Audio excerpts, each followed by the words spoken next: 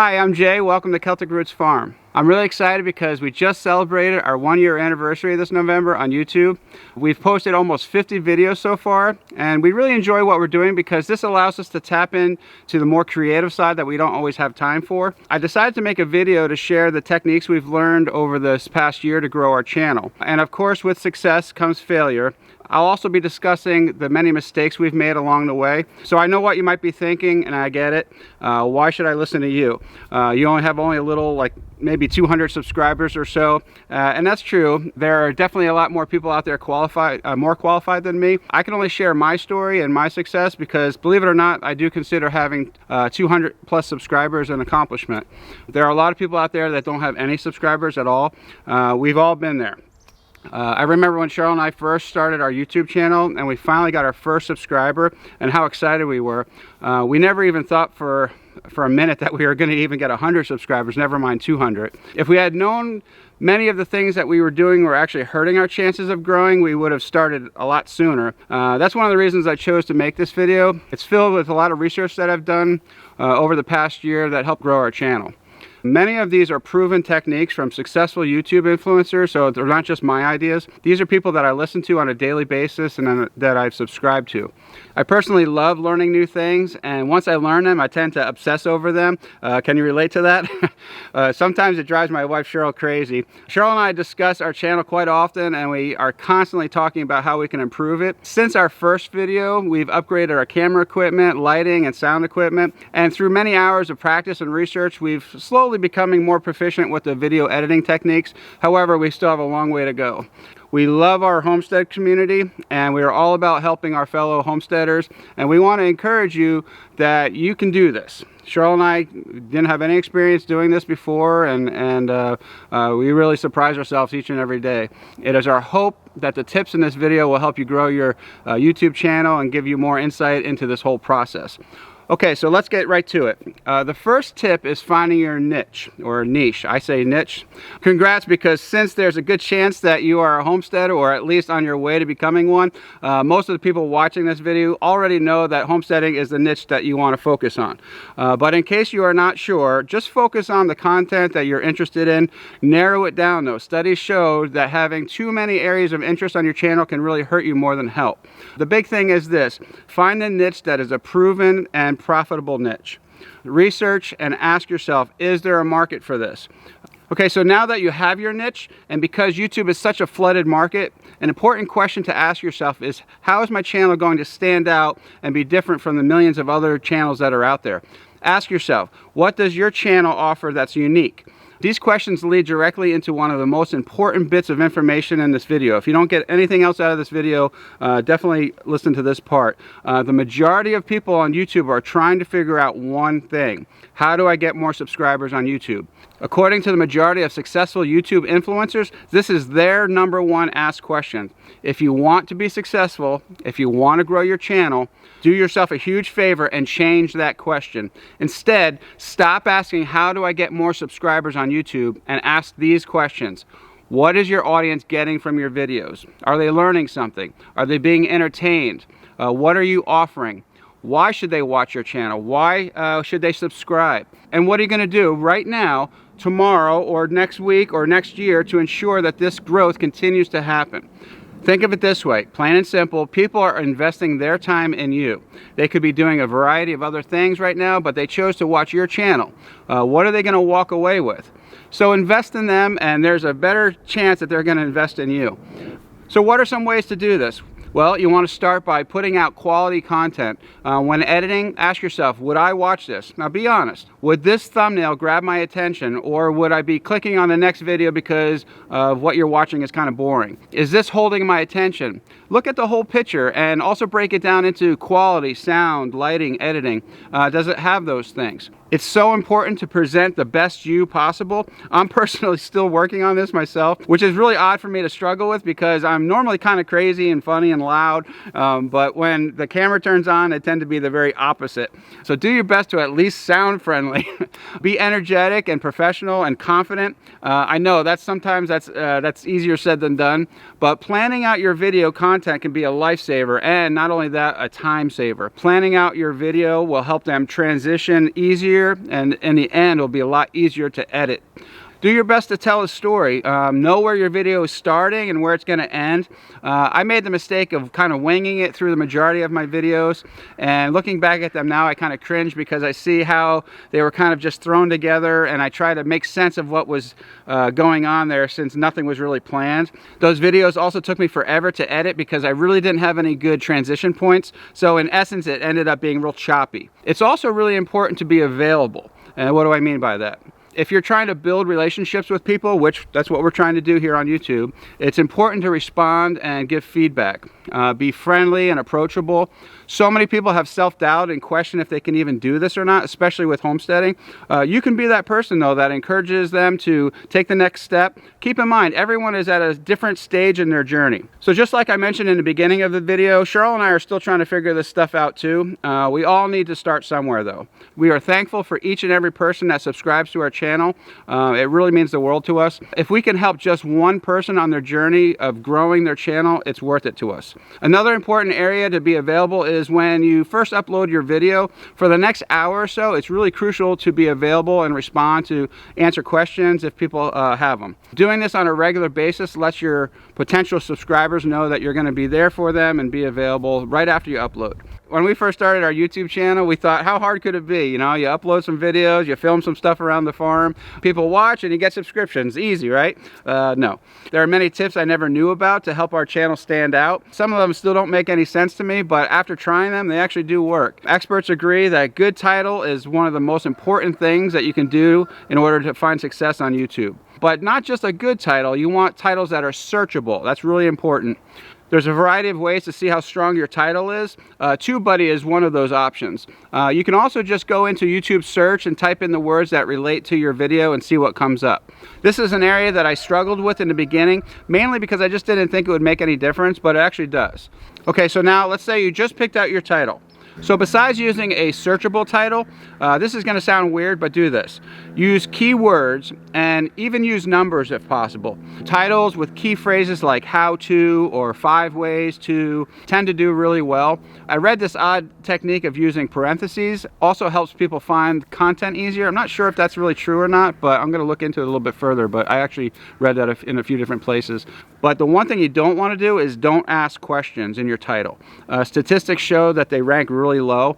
So one thing you do want to do is capitalize the first letter of each word for your title. I don't get it either, but experts agree it's easier to read and it makes your title stand out a little bit more. So something else you can do to grow your channel is to create an intro video. This video should be short, and experts agree that it should not be any more than 1 minute long. And I know that's a lot of information to put into 1 minute, but create that intro video that tells people about you and what they should expect from your future videos and what type of content you're going to provide. So what are some other important tips I can give you? Well, you definitely want to be consistent and do your best to keep to a schedule. That's really important. Some will argue that putting out as much content as possible is best. However, from the research that I've done, it seems that the majority would agree quality is always better than quantity. So try to release the same time and day so your audience knows when they can expect new videos from you. YouTube does suggest best times and days for uploads. However, once you have a few videos under your belt, use those analytics to see when most people are watching your videos and base your video release times and days to match that. As you grow your channel, people are going to start getting to know you. I mean, I can't go anywhere these days without the paparazzi bothering me. Hey, get off my property! Being recognizable can really improve your growth. A way to do this is by using the same profile picture for all of your social media, and using a recognizable logo is also helpful. So something I learned in art school was that if you can design a logo that looks good in black and white, it tends to look even better in color. So think about logos like Target, McDonald's. No words are even needed for those logos. So make it easy for people to find you is what I'm saying. So link everything. All social media should be linked. Make it easy for people to find you on other platforms. That's where logos really come in handy and make it stand out. Another important one is add subscription links to your social media. These are direct links that will bring someone right to your subscription button on your YouTube. This is an invaluable tool and it's easy to do. Adding a subscription link to your video end screen is also really important to get the subscriptions that we're all looking for. It sounds weird that you need to remind somebody to subscribe to your channel, but it's definitely something that should be done. We've been experimenting with what works best for us, and it's probably different for each person. Experiment though. Try it at the beginning, try it at the middle, at the end, and see what works best. Many choose to do it orally or actually have it pop up. Do both if you want. I mean, just experiment. One huge mistake that we made, and we just realized, was that our subscription button was at the very end of all of our videos. And when we looked at our analytics, the majority of people clicked off long before ever seeing the subscription reminder. They were clicking off right after our video ended. We would have a screen that popped up that said, "Thanks for watching." Don't make that mistake. People tend to turn off the video when they hear that. This popped up before they got a chance to see our link to our other videos in the end screen. YouTube wants video creators like you and I to keep people watching content as long as possible. No surprise there. One of the best ways to do this is by creating a playlist. We just started doing that a few months back, and it really does make a huge difference. You definitely want to take advantage of them, and because it makes it easier for people to watch a bunch of your videos in a row without the need of clicking on each one individually, it just makes it a lot easier to get more watch time. So probably the second most important thing in this video is this: learn how to use YouTube Analytics. This is such an important tool, and YouTube offers it to us for free. It can tell us loads of information about who's watching your content. It can tell you what time they're watching, what day they're watching. It tells you how long people are watching. It tells you if people are skipping over parts of your video. I can't stress this enough. Definitely learn how to use this. So if you're looking to get monetized, like Cheryl and I, we're trying to do that eventually, long-term goal. But if you're trying to do that, because of the rules YouTube set in place, everyone needs to have 1,000 subscribers and have 4,000 watch time hours before they're eligible to be monetized. There are many ways to be monetized on YouTube, but perhaps we can do that in another video. Cheryl and I actually just became a Amazon affiliate, so that's one little tip right there. So maybe you're wondering how long your video should be. Since day one, we've been trying various video lengths. I suggest just experimenting with video lengths to see what works best for you. But we just recently added a playlist called Celtic Roots Farm Shorts, and they're 5-minute or less videos, and they seem to be working pretty well. Our reason for doing this was because people's lives are so busy and hectic, and we thought we might have more people willing to watch our shorter clips. And then also we're thinking, okay, if they watch those and they like our content, then perhaps maybe they'll have more time later to come back and watch our longer videos and hopefully subscribe. As I mentioned, I love learning new things, and because of that, we've made some brand new changes based off of suggestions from a very successful YouTube influencer. His name is Nick Nimmons. I highly suggest that you check out his channel and subscribe. Thank you, Nick, for your amazing content. I really do look forward to every video that you make. Nick has a video that touched on the subject of opening intros for YouTube channels and if they're really needed or not. He suggested that we look at our analytics to see if people were dropping off or skipping over our intro, and to come to find out, in the majority of our videos, people were doing just that. Even though it was only a couple seconds long, he said to ask yourself if it's really needed. Is it essential? And we agreed that no, it wasn't, so we dropped it. I believe it was the same video that encourage us to drop the phrase "thanks for watching" until the entire video was actually over. Makes sense, right? As I mentioned before, we said that phrase before our end credits actually played, potentially missing thousands of opportunities for subscribers, so you don't want to do that. So have you ever heard of the YouTube community translators? We didn't either until just recently. So if you're like us, we want to have as many people as possible see our content, and we didn't realize that we were limiting ourselves by not turning on the YouTube community translators. By doing this, it enables people in other countries, they can translate your videos and gives you a better chance of your video being seen in other countries. So why limit your videos to just your country, right? So having great videos, though, are only a small part of having a YouTube channel. Think about it this way: if nobody clicks on your thumbnail, all that work, time, and effort you put into your videos is all for nothing. It's all about the graphics. Well, maybe not all, but it's super important. It's critical that your thumbnails stand out from the crowd, and the colors you choose, the photos you use can make or break you.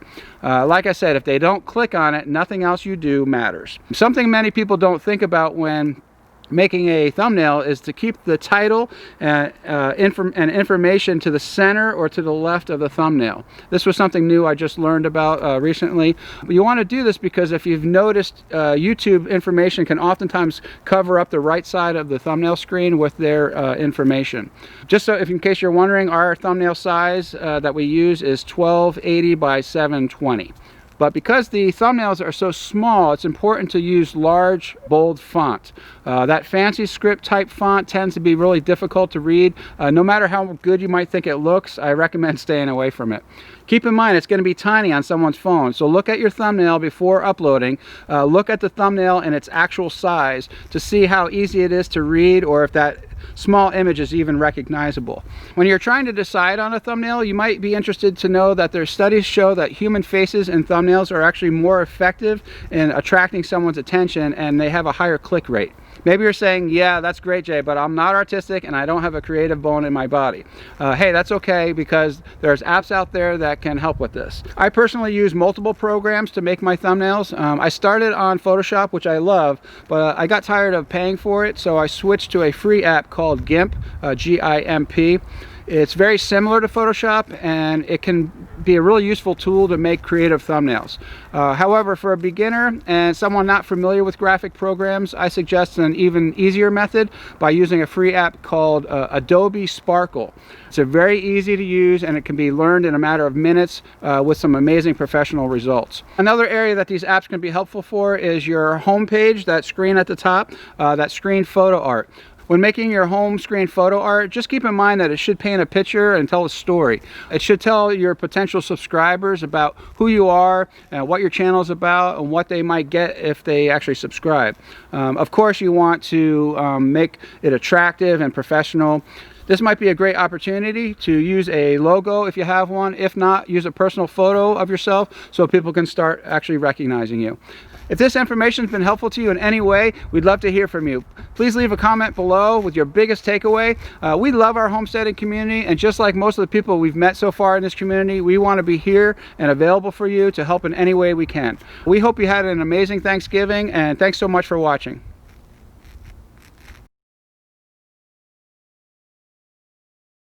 I mean, I can't go anywhere these days without the paparazzi bothering me. I mean, I can't go anywhere these days without the paparazzi bothering me. No pictures, please. Thank you. Thank you. I mean, I can't go anywhere these days without the paparazzi bothering me. Thank you. Thank you.